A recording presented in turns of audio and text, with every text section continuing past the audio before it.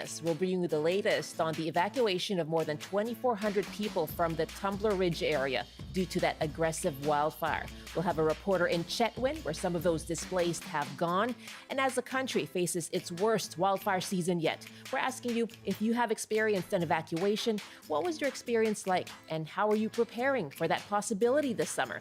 We'll have CBC's Johanna Wagstaff with us.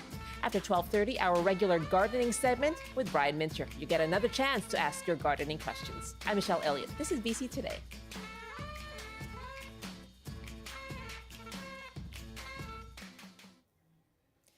That wildfire east of Tumbler Ridge is an estimated 96 square kilometers in size, and the 2,400 people forced to leave have traveled to 3 communities. One of them is Chetwynd, and the CBC's Nicole Aun joins me now from Chetwynd. Nicole, hello. Can you describe for us where you are, first of all?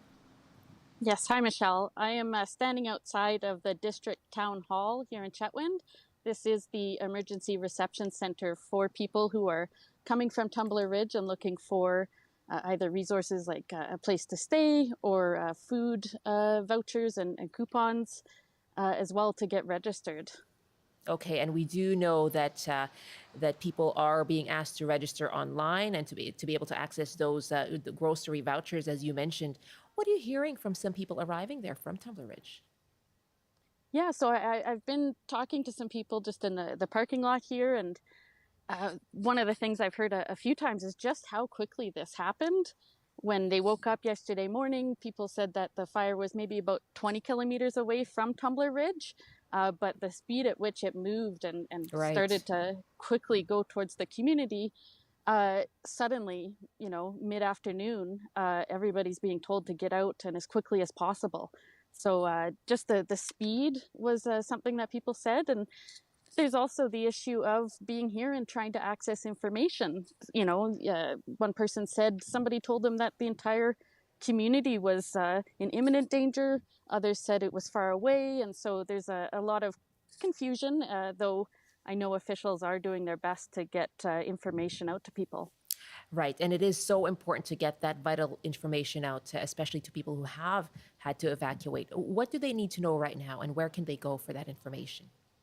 Yes. So if you are leaving Tumbler Ridge, there are 3 emergency reception centers that you can register in person. So there is behind me here in Chetwynd, there is you're able to go to the town hall. There aren't spaces as far as hotel rooms much here in the community at this point. However, I understand there are a number of camping spots that are still available, and so they'll be able to help with that. As well, if you have animals and you need assistance with that, if you come here, they can help. So it is open now until, I believe, 4:30 today. If you are in Dawson Creek, that was also where people were going. They're open at the Ovintiv Center, so that's on Highway 2, and you can register, though they are short on spots. So the best place to go right now probably is Fort St. John at the Pomeroy Sports Center. So that is the spot, and they will be able to help you get set up with a hotel room. And of course, I have heard from someone that in the last few years, with the pandemic, there have been a lot of hotel rooms empty. So if people needed them, they could go there, but just there's more tourism this summer. I've seen tourists here in Chetwynd, and there are fewer spaces to go around. That is something that we heard from Minister Bowen Ma yesterday as well. Nicole, thank you very much for this update. Thanks, Michelle. That's Nicole Aud, the CBC's Nicole Aud, joining us from Chetwynd. And as we heard, residents who have been forced to evacuate are being told to register online if you can. And I just want to give that website out right now. That is ess.gov.bc.ca. That is the evacuee registration and assistance website. Again, that's ess.gov.bc.ca. And I mentioned Emergency Management Minister Bowen Ma speaking yesterday, and she says whether you live near an active wildfire or not, British Columbians should have an emergency plan, as well as a grab-and-go kit that includes ID and insurance papers, and should be ready to leave at a moment's notice. Minister Ma also warned that while hotels have been an option in previous fire seasons, as you heard from Nicole, this year they are not guaranteed. We have seen a significant resumption of travel and tourism, which means that hotels are not as widely available as they were in 2021.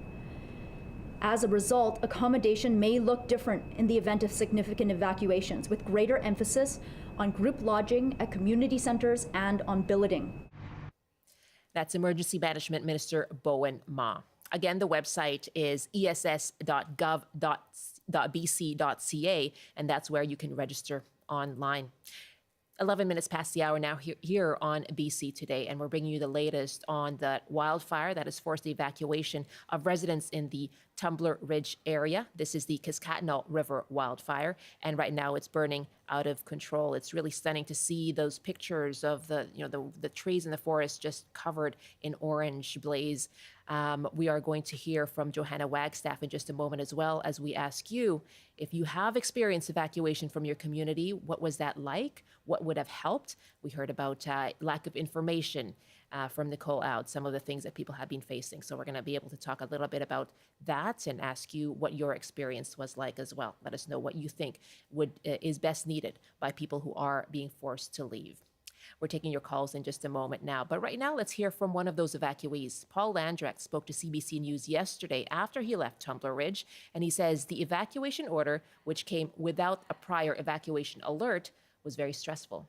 Everybody's stressed, and the animals are all stressed, and everybody was not expecting to grab their cats and dogs and run for the hills. Kids are running around trying to find something to do. We're all hoping for the best.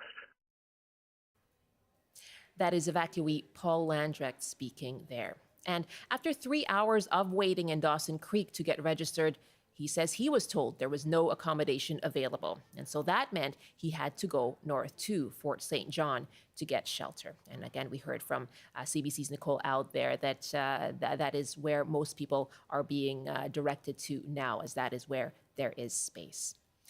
13 minutes past the hour here on BC Today, and we're opening up the phone lines to you as well, asking you if you have experienced evacuation over these last few years with wildfire season every summer in BC. What has that experience been like for you? What would have helped?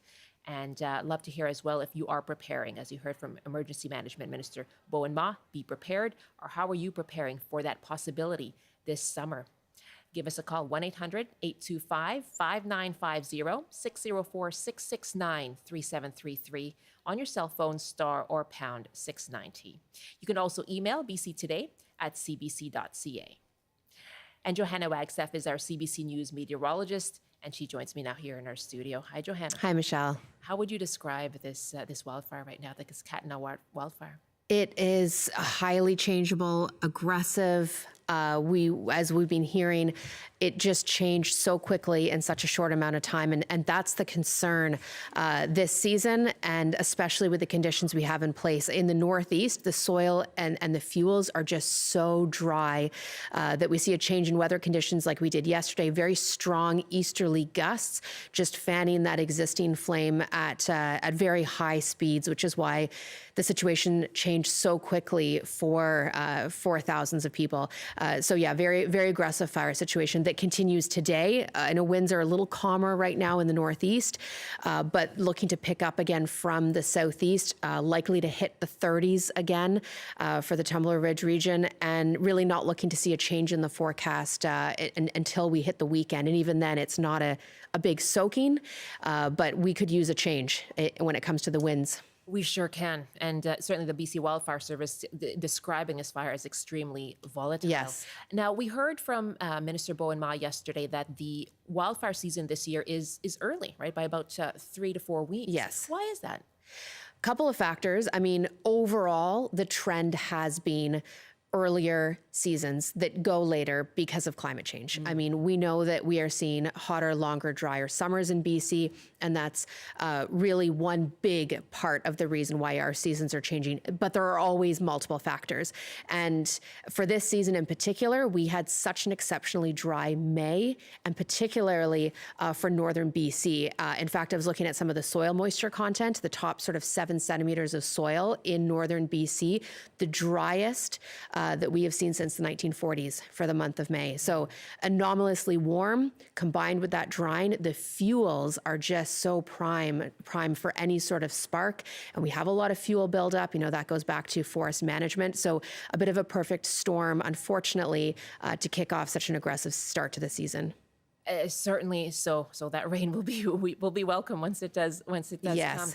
come. And so when it comes to those evacuations, we are seeing one now taking place. Of course, they have been a recurring story every summer. Yes. And so, can you take us through that process of an evacuation and people being displaced and what people can expect? Yeah, and you're right. Unfortunately, more and more people are having to go through this process every year. I think back to the 2018, 2019 back-to-back record wildfire seasons and how so many people were out of their homes for so long. But this process really is sort of a multi-level, multi-step, multi-jurisdictional process of getting people out of their homes. And it is all really nicely laid out on a gov.bc.ca website as far as the steps that go into play from an evacuation alert to an evacuation order to registration. But it doesn't always happen in those sort of neat steps as we saw with Tumbler Ridge. Sometimes you go straight to what's called a tactical evacuation if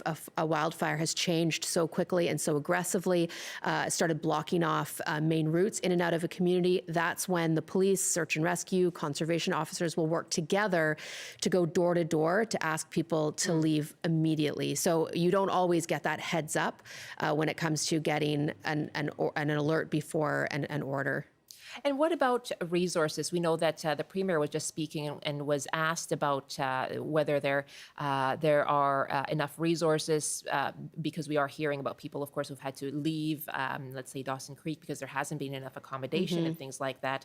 And so the Premier was asked this morning, does BC have enough resources for this series, that wildfire season, for this wildfire season? And the Premier saying for anybody affected by a fire or another catastrophic disaster in their community, they need to find emergency accommodation. And the concern about your house and your belongings is front of mind. And so he said, I want to reassure people of Tumbler Ridge that we are with them as government and all British Columbians, making sure that we have the resources. But we're going to go through a little bit more of his commentary there in terms of what those resources exactly are. It's Premier Eby speaking this morning and responding to questions from reporters on this wildfire. What have we learned over year after year in terms of what kinds of resources need to be put toward evacuation? I think this is a very important question to be asking now, this early in the game. Talking to BC fire forecasters, wildland experts, there is a lot of concern because this season has started so early and so aggressively, and with these sort of large-scale, long-term forecasts indicating hot and dry for the next few months as well. There is a lot of concern that not just going through the resources we have early, but fatigue when it comes to those people supplying those resources, whether that be in the hospitality industry, the organizers, and particularly the firefighters, having fatigue early in the season. And it's something that we have seen in our aggressive seasons in past, having to have enough depth in all of these crews to be able to give these crews breaks. And again, on whatever front that looks like, because it is such a coordinated effort when we're talking about thousands of people outside of their homes. So yeah, a lot of concern that it's going to be a marathon, and we're going to have to prepare for that. I'll ask you more about preparation and what people can do in just a moment. We'd love to hear from our listeners as well. We're asking you, in light of this evacuation of residents of the community of Tumbler Ridge, of that area, in light of this wildfire that's right now considered very volatile, asking you if you have experienced an evacuation of your community in previous years. What was that experience like? What did you need? And what would have helped? What do you think are the lessons that can be learned for future evacuations? As we know, these are recurring now as we look at earlier and later, longer wildfire seasons here in British Columbia, as you heard from Johanna Wagstaff, due to climate change. So asking you what that experience was like. Give us a call, 1-800-825-5950, 604-669-3733, star or pound 690 on your cell phone. And we're hearing as well that people should be prepared, right? You should be prepared with a bag ready to go. How are you preparing for that possibility of having to flee your community? Let us know as well. Love to hear from you. If you want to email us, it's bctoday@cbc.ca. And so, Johanna, what should people know about preparing to flee? I think, as we've been hearing, the big message is everyone needs to be prepared this summer, no matter where you are across the province. And I think that we've been doing that as a province earlier, and more widespread, especially since so many more people have now experienced evacuation orders, if not alerts. And it's not even just the order being told you have to leave your home immediately for immediate safety. It's the being on evacuation alert for weeks on end, Right. having that bag packed, being worried about your livelihood and your animals for weeks on end, being at the whim of the weather in many cases. Like, that is very emotional and very stressful, and I know many people have had to deal with that. But having, I think, agency over preparedness when it comes to your emergency grab bags, that plan in place, having multiple plans in case that one road out that you were planning on taking to stay with friends in a neighboring community is blocked, have that backup plan for the other way out, as we're seeing in Tumbler Ridge. And that grab bag, I think if you prepare it now, it'll give you peace of mind for so many climate-infused disasters that we know as a province we're going to have to get through together more and more, whether it's the floods, heat domes, the wildfire seasons. Having that kit can look the same no matter what the disaster, and it really does give you peace of mind. Or just, a power outages for a couple days, knowing that you have the gear you need to keep your family safe is huge, not only when you're in the moment, but it really, talking to preparedness experts for so long, Michelle, that really does give you peace of mind. If you are on an alert for weeks on end, it does something mentally as well. Just having that ready to go. Randy writes us an email. I lost nearly everything in a flood in 2005. I have two things to offer. First, my deepest empathy for all those affected. And second, we need to spend a great deal more money on preventative measures immediately. No politicizing, no policy delays, just planning and execution. Thank you very much, Randy, for your email. bctoday@cbc.ca is where you can reach us. And we're asking you if you have experienced an evacuation over these last few years here in BC. Let us know what that experience was like. What would have helped you? What would have made that more a better experience for you? Something that wasn't as stressful, perhaps, but would have reduced that stress. What are the lessons that can be learned? Our numbers: 1-800-825-5950, 604-669-3733. We actually have a call from someone who is evacuating Tumbler Ridge right now. Terrence, hello, good afternoon. Hi there. I'm on my way out of Tumbler Ridge.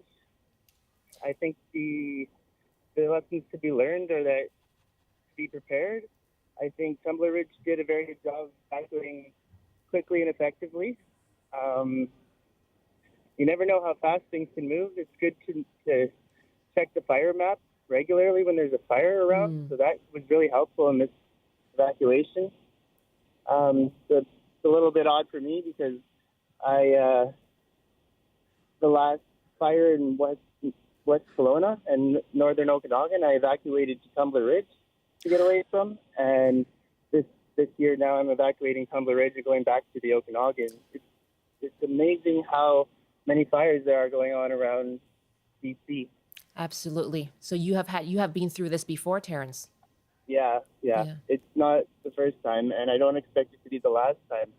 It seems to be happening more and more every year. Where are you right now? I'm just between Williams Lake and Cache Creek. Okay. And where are you going? Going back to the Okanagan. You're going back to the Okanagan. Yeah. And so can you tell me a bit, you talk about being prepared. There was no evacuation alert prior to the order. So can you take me through what was this yesterday? Can you take me through your day?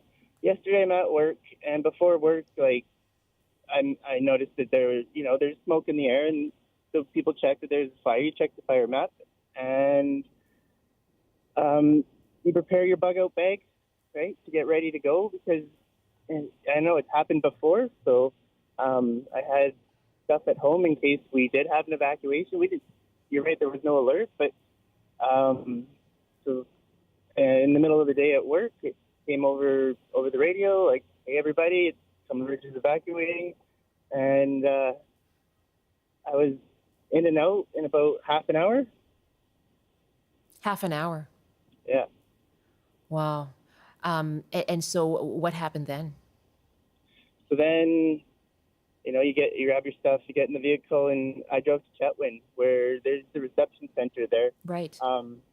I personally had friends that could take me in Prince George last night, so I called them up. But I had a place to go. I was prepared that way. Mm-hmm.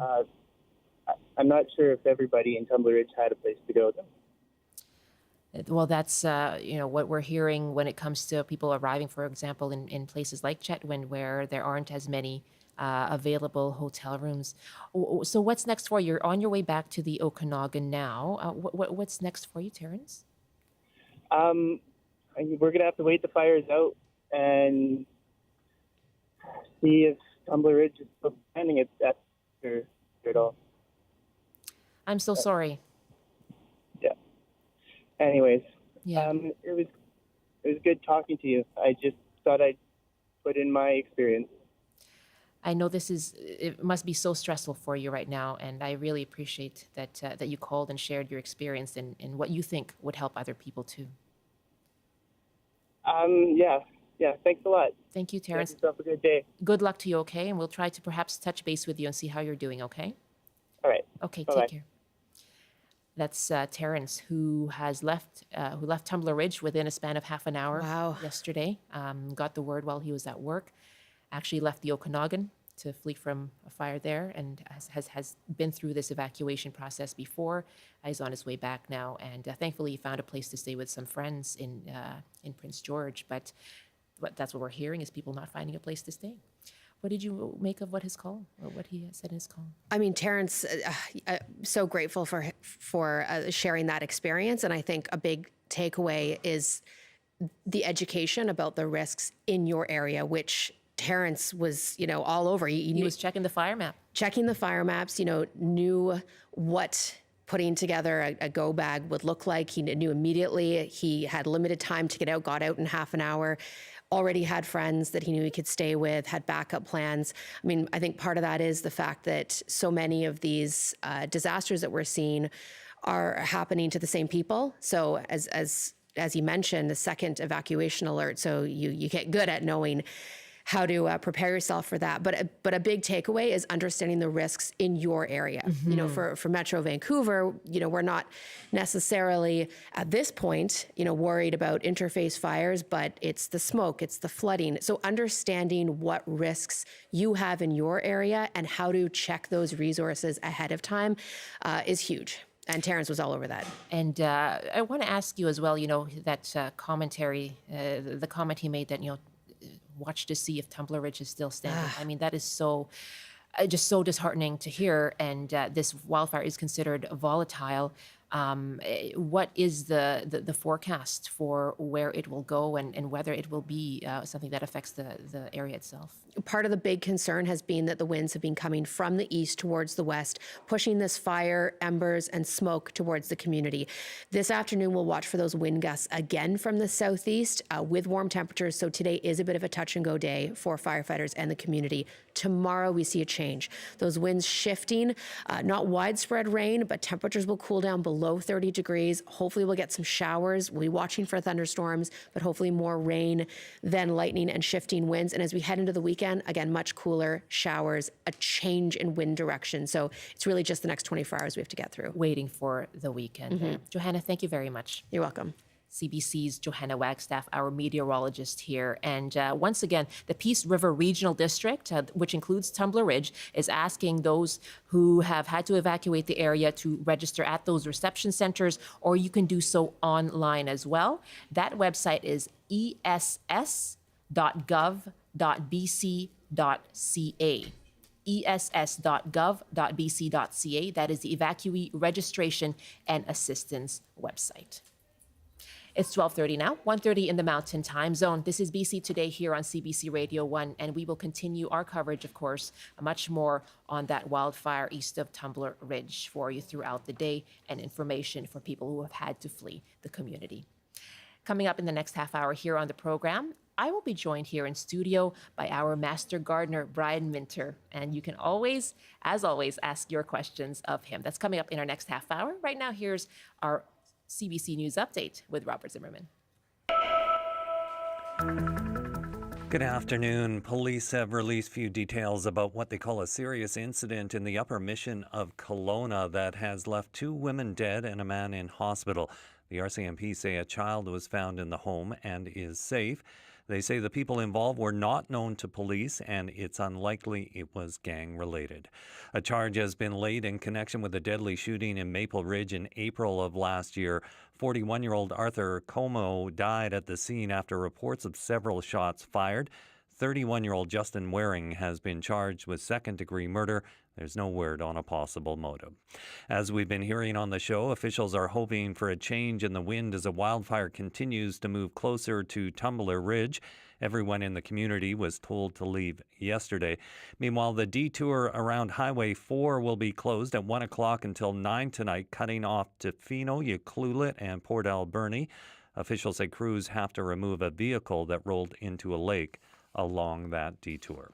And now taking a look at the forecast on the north coast, a mix of sun and cloud this afternoon with a high of 17, highs reaching 32 with widespread smoke and some sunshine in the Peace. In the central interior, hazy with a mix of sun and cloud and a high of 30 degrees. Highs in the low 20s with showers and a risk of thunderstorms in the Kootenays. In the southern interior, showers with a high of 26. And for Metro Vancouver, Greater Victoria and the Fraser Valley, a chance of showers this afternoon with highs around 18 degrees. I'll have more local news at the top of the hour. Now back to Michelle with BC Today.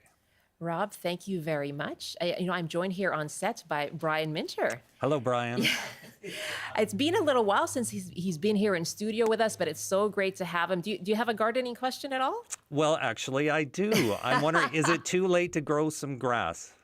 Yeah, I mean, that's a much broader question. You're thinking lawn grass. It is never too late, honestly. Well, it's never too late. Yeah, when the temperatures are above 10 degrees, right until they freeze, putting a lawn, putting grass in, something we can keep green, put oxygen in the air, cut the temperatures down, all the positive things, it's never too late. But okay. Great time now. There Good you tip. go. Thanks, Brian. Aren't you glad you did your news update Always. and stuck Always around? glad when Brian's here. Exactly. I'll try to get him in every day just so you'll stick around after your news update. That's Rob Zimmerman in the CBC Vancouver newsroom. Thanks so much, Rob. And yes, Brian Minter is here with me in studio. And starting Monday as well, I want to mention that we do have some exciting news for you because starting Monday, June 12th, BC Today will be available as a TV show via live stream. And so we'll be launching a video version of BC Today. You can catch it on CBC Gem, cbc.ca/BC, as well as our CBC Vancouver YouTube channel. You can still listen on the CBC Listen app weekdays at noon, of course, or afterwards on demand. We've been working on it for many months now. This is really exciting, and you'll be able to see Brian Minter giving you your gardening advice as well, and that's every 2 Fridays. And he's here with me now. Brian, hello. Michelle, it's wonderful to be here. For like almost 30 years, starting Yes. back in 1980, I came to the studio every Thursday. That's right. For that long. So this is not new to you necessarily. No, it's not. It's just fun. It's just it's great to see you again. It really is. Well, what do you want to talk about?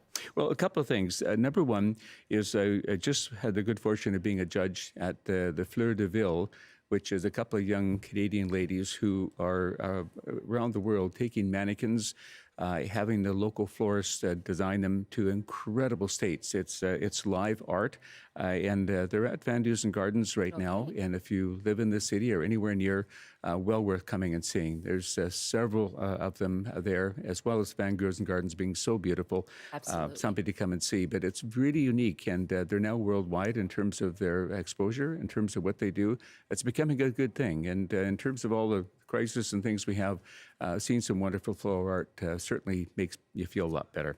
The other thing, though, Michelle, and how things have changed. We're talking about the tragedy in fires across our country and Tumbler Ridge. You're just talking about, but when you look at the price of food for so many people right now, it is getting remarkably high and difficult. And I want to point out that this is probably one of the best months of year if you're going to think about the $8 heads of lettuce that we did deal with last year. We can grow so much in our gardens right now. And the other thing is that if you want to have a different strategy, though, which is very important, growing root crops. We all love potatoes, I think carrots and beets, parsnips, so many different crops that will stay in the ground. Many of those you can harvest through the winter, depending, of course, where we live. And the other thing, too, is things like winter squash becoming very, very popular when you're putting them in. It provides great food, great nutrition all the way through the wintertime. So thinking a bit differently, you still have time to plant and harvest these pretty much throughout the province right now. And one other reminder, too, we talk about this usually in August, Michelle, but winter vegetable season is coming up late August, early September.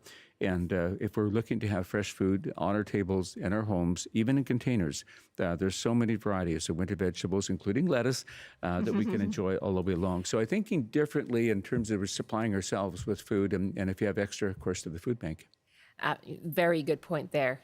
Very good point, bringing up the food bank, because food insecurity is such a big issue right now. Absolutely. Brian Minter is with me, our regular gardening columnist here on BC Today. As always, taking your gardening questions. Our numbers are 1-800-825-5950, 604-669-3733. On your cell phone, star or pound 690. If you want to email your question, it's bctoday@cbc.ca. And Janine is our first caller now, joining us from the Comox Valley. Hi, Janine. Welcome. Hi, Michelle. Hi, Brian. Hi, Happy Janine. Friday.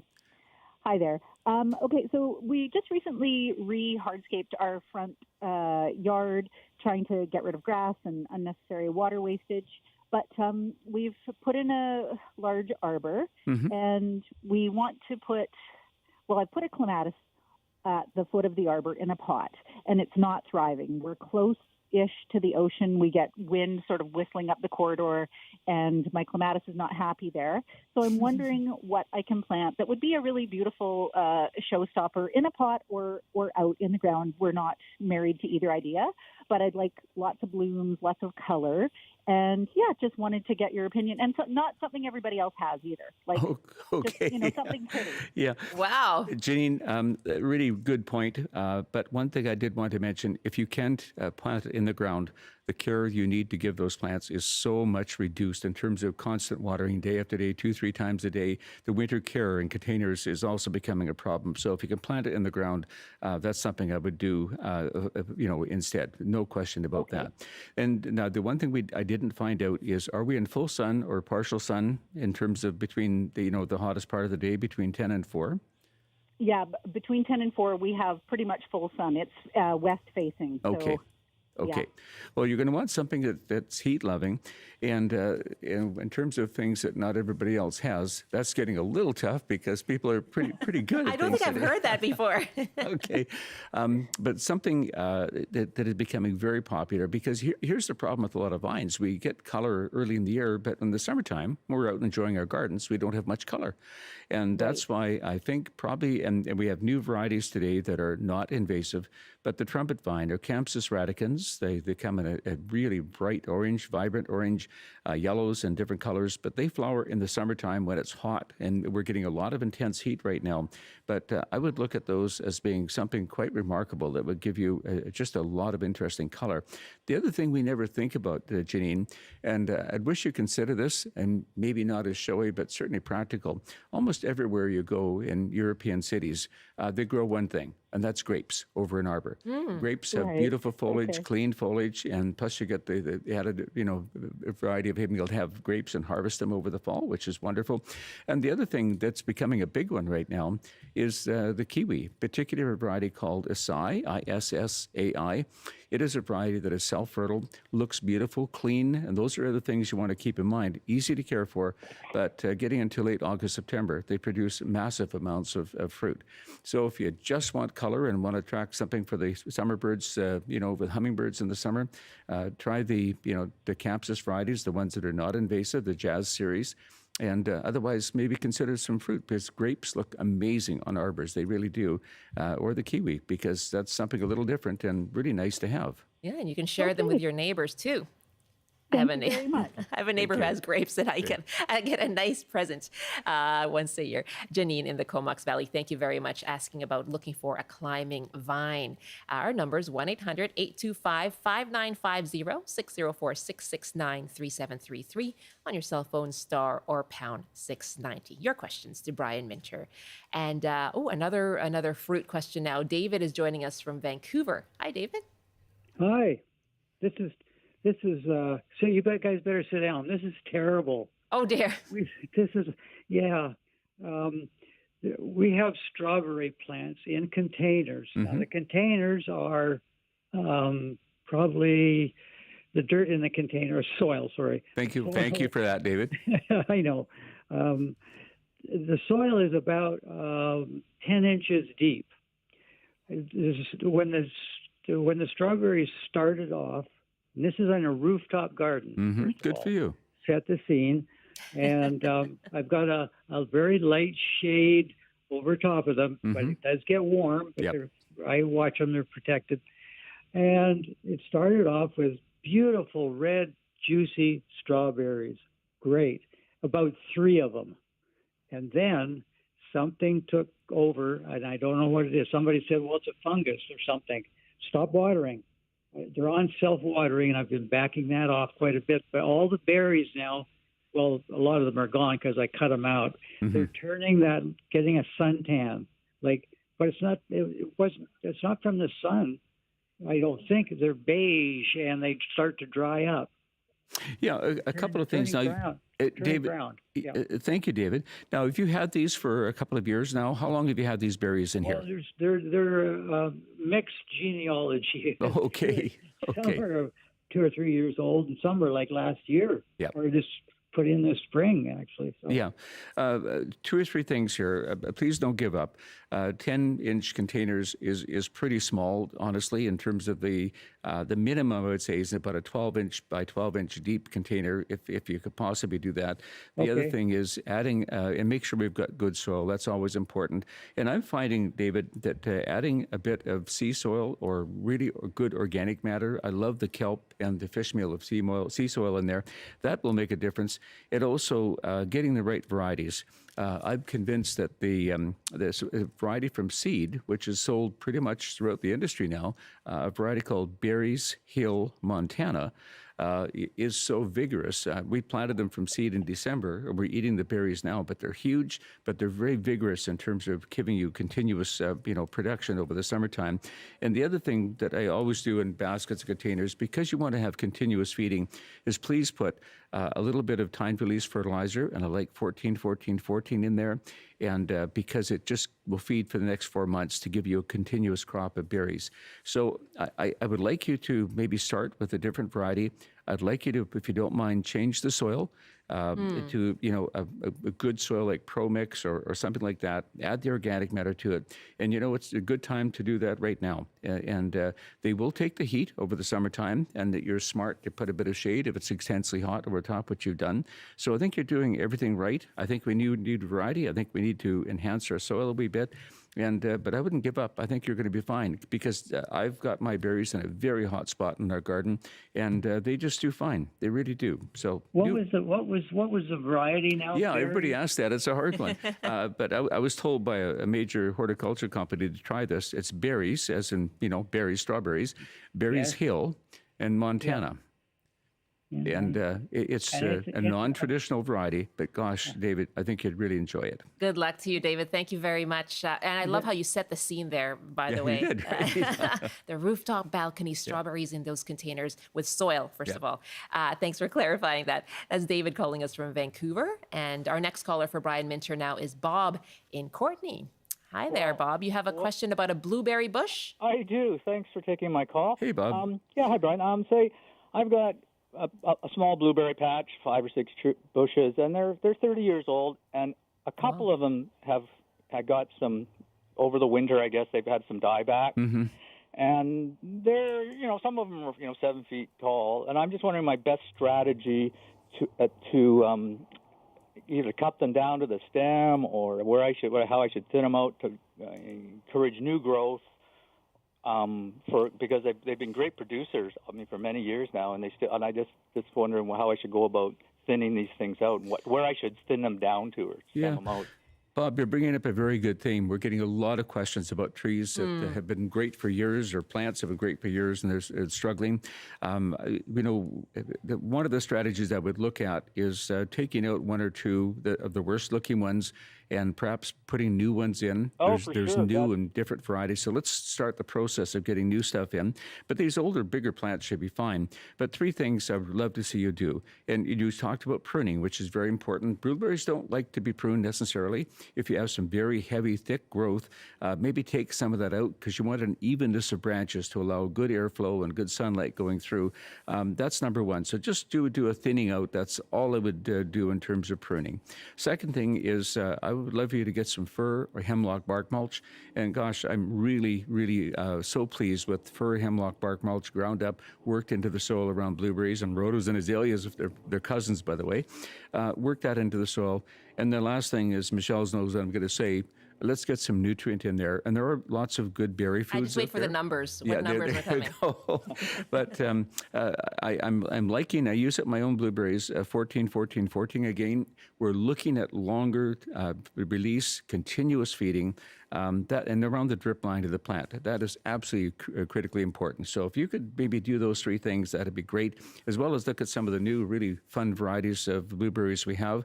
But let's just get them back into production. I think that's the most important thing we can do. There you go. That's perfect. Thank you very much. I'm going to take it right to the ground and put a new one in right now. I know that's good luck to you. 14, 14, 14. In my mind there. Thanks for all the extra tips. It's a pleasure. I always enjoy listening to you guys. Oh, Thanks, wonderful. Bob, thanks so much for calling from Courtney.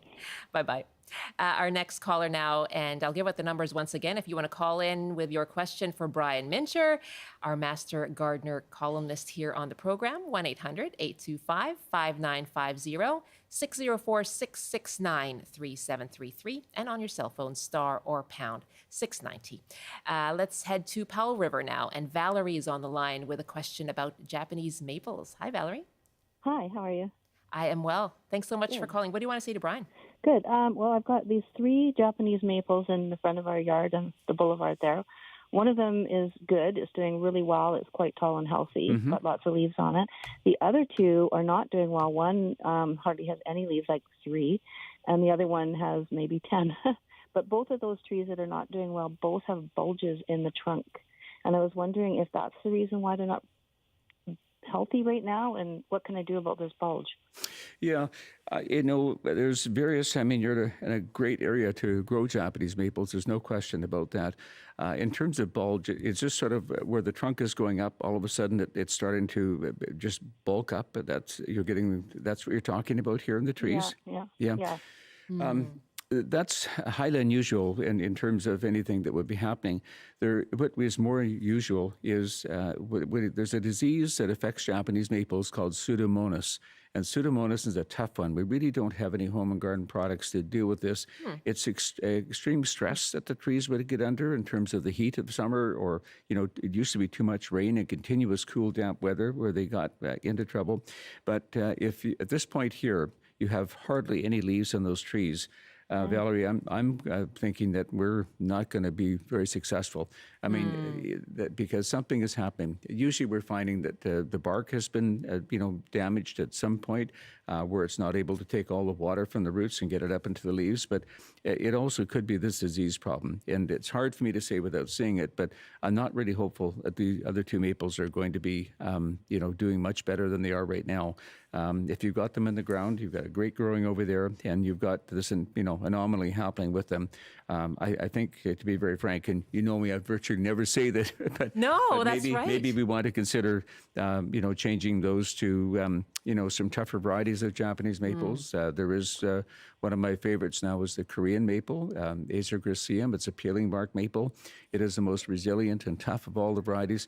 And I'll also say that the green varieties seem to be more resilient than a lot of other varieties as well. I hate you to lose them, but sometimes in a situation at this particular time with no leaves, Valerie, I don't think we're going to be in good shape here. Oh, dear. Valerie, I'm sorry about that. That's too bad. Yeah. They've been there for a long time, and they are in an area where they're not going to get damaged. Like they're kind of separate from everything. Wow. So yeah, it's probably just this whatever disease. How do you spell that? Oh, Pseudomonas. It's okay. Now it's a spelling contest. Yeah, I'm sorry. we'll look it up for you, Valerie. Pseudomonas. Pseudomonas. Pseudomonas. Yeah. It's an opportunity perhaps to put something new into your garden, Valerie. Thanks so much for the call. Okay, thanks. All the best. Thanks Good for luck, taking my call. Val. Okay. Fiona wrote us an email too. Lots of emails coming in. bctoday@cbc.ca. And Fiona writes, our big backyard is full of small trees, raised beds, shrubs, grass, and bindweed. It splits up new growth, wraps around lavender, and brings it down and climbs up everything. I pull it out over and over, but it is worse every year. What can I do? Yeah. I think we need to, first of all, I always, with this analogy, and for weeds, for us, it's an annoyance. For them, it's survival. We have to have a real positive attitude about getting these invasive weeds out of our garden. And speaking of which, this is the invasive plant month, all the month of May. So we need to be, dealing with that, because not only is it a problem in your garden, if it gets into other neighborhoods too. So it's a very good point you're bringing up here. But physically, the best way to begin is to getting the roots of these plants, getting them out, pulling them out, and controlling them. Sometimes is very challenging. We have limited time to get in the garden many of the times, and we just don't have the resources to do it. But putting down, once you get it out, I think one of the best controls is landscape fabric. Putting it down in your garden wherever you can, and not just the cheaper grade, but the commercial grade that has kind of a felt bottom into it. That will buy you time to be able to get ahead of things. It really does. So pulling them out, putting the fabric down, putting mulch or whatever you choose over top. But I think it's a question of really taking the time to get control, because once it's up, it's seeding itself, and it's spreading by roots. You really have to take the time and energy to get a handle on this, Fiona. There's just no other way around it. So just be very vigorous. Take the time, do an area at a time, but use fabric as a friend in your garden to get you control, because it lets air and water through. It's environmentally friendly, but that is the beginning of being able to, where the weeds are specifically a problem, to be able to get some control. And that should get at your frustration as well. Pulling it out every year, and it just keeps coming back too. But keeping it away, that's the big thing. That's the key. Okay, Fiona, good luck to you. Thank you for the question. Sheila is our next caller now in Nanaimo for Brian Minter. Hi, Sheila, go ahead. Hi there. Brian, for the second year in a row, I've got tumbler tomatoes that don't tumble. They are shooting straight up in the air. They've gone up about 4 feet in a month and a half, and they've got flowers. There are lots of little tomatoes developing, but they're not what the picture looks like. Sheila, I totally agree with you. There's some seed versions of tumbler out there that don't trail the way they should, and we've run into that as well. I'm so glad you asked the question. When you see them initially start coming up, if they've got more of a structured, a real upright structure to them, just pinch the center right out, and that'll cause all the side branching to start draping over. And we've done this, it couldn't be various companies that'll have this particular problem, but it's a variation I don't like very much. But by pinching it, you can get it back down, and it'll have that beautiful habit. We did that in a bunch of baskets, and they turned out very, very well. If you're just frustrated... They're in my greenhouse right now, and they are, I've gotten them supported because they're going straight up to the ceiling. Yeah. So it's too late, I guess. No, it's not. We're in June. We've got lots of time. Off with their heads, seriously. Just try and get them to branch out. And Fiona, too, I've looked at Tumbling Tom as another version of that seems to be much more, amenable to trailing over like we were expecting. And Tumbling Tom Yellow is another version. Beautiful flavor on the yellow tomatoes. But for next year, maybe try those two, because I think the flavor is equally good. But in the meantime, it's pinching back, cutting them back, and you can ease once they start, getting the weight of to the branches, they will pull themselves down. So I'm glad you brought that up because we've been struggling with that for a few years, but we just started pinching when they're young, and Okay. it made all the difference in the world. Okay, Sheila, thank you very much. Take care. I'm going to squeeze in one last call here. Lydia and Langley, if you can please ask your question quickly, we'll squeeze you in for Brian, okay? Hi, Brian. 3 weeks ago, I redesigned a garden and moved a few Mediland rose bushes that had been long established Good to a choice. new location. Yep. Well, they're very unhappy. Oh, okay. And I've been watering every single day, and a lot of the leaves are just drying right up. Okay. I actually met the breeder in France of the Mediland roses, Jacques Mouchette. And he was believed in these roses dramatically, showed them all over Europe and so on. But let's just do a little bit of a cutback right now. I'd like you to go all those Medilands, prune them back about a third at least. I don't care if the leaves come off, just prune them back hard. I'd like you to put a little, maybe take a little bit of something like sea soil, work it in around the roots, water them. I think the job one is to get the roots established. That's absolutely key, to get those roots going, get them established. And I'm going to be repetitive here and say, put some time-release fertilizer around. After 10 days, that'll kick in, that'll help. So just prune them back, get a little bit of fresh soil, put the time-release fertilizer on, and patience till the roots start developing. And the one thing that Mr. Mouchette said to me over the years, he said, please prune them back hard all the time for the first few years, and then they perform. I had a bank on the south face of one of our homes with the Mediland roses. Absolutely love them. So don't give up on them. Just be patient. If you can do those few things, it would make all the difference in the world. It really would. And I would say 10 days, 2 weeks, 3 weeks the most, you'll see a turnaround. Aha. There you go. Just wait it out another couple of weeks, Lydia, and do all that work that Brian mentioned. Thanks so much for the call from Langley. Great to see you, Brian. Michelle, it's wonderful to be here. It's like old times. It right? sure does feel a little bit of a Yep. different studio, different set, but your warmth and energy and your knowledge always the same. Okay, thank you so much. And I guess the one takeaway today is it's June, looking at our food situation, going into the fall. And if we can be wise about what we plant, it'll make a big difference come late summer and fall. Get those root crops in. Yes, right? absolutely. Okay. Brian Minter is our gardening columnist here on the show with Minter Country Garden. He came here from Chilliwack. That's it for us here today on the program. Thanks so much to everyone who called in to the show. And thanks as well to our caller who was evacuating from Tumbler Ridge. All the best and good luck to you. Thanks as well to our team here on the program. We have Mariam Gamar, George Baker, Mark Fairfield as well, Alan Regan and Rachel Adams, Greg Kisser, and Mark Fairfield and Bradley Stewart. I'm Michelle Eliot. Thanks so much for listening to BC Today. We'll be back with you on Monday. We'll be live streaming. You can watch us online. Take care. Have a good weekend.